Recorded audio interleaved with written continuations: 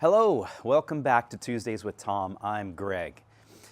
This week we have a question from one of our members in our Facebook group, RCFE Administrators in California.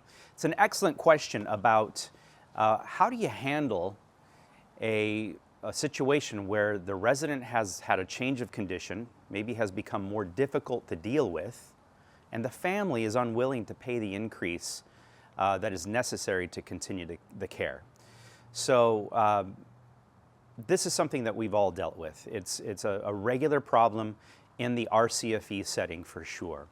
And the way you deal with it is this way. Number one, start with a good admissions agreement.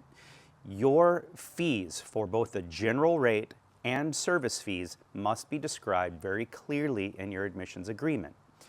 There must be situations described where if a change of condition occurs, if a client or resident becomes more challenging and you need to increase the service fees in order to continue to care for that individual, it's got to be described in the admissions agreement. If you don't have it there, you've got nothing going for you. You really need to make sure that admission agreement is locked tight when it comes to your monthly rates and your fees. Now, a general rate requires a 60-day notice if that's going to be increased.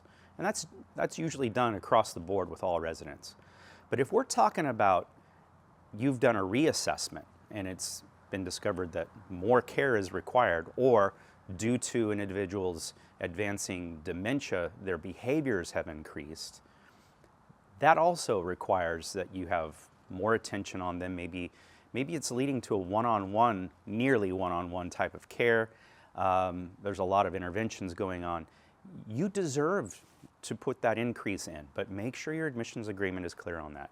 Now, if a family refuses to pay, you can always point them right back to the admissions agreement. And in that admissions agreement, it will describe when an eviction is allowed. The regulations are very clear on when evictions are allowed, and non-payment is one of those. So make sure that your admissions agreements are very clear, very thorough, and that's going to be the way you deal with it.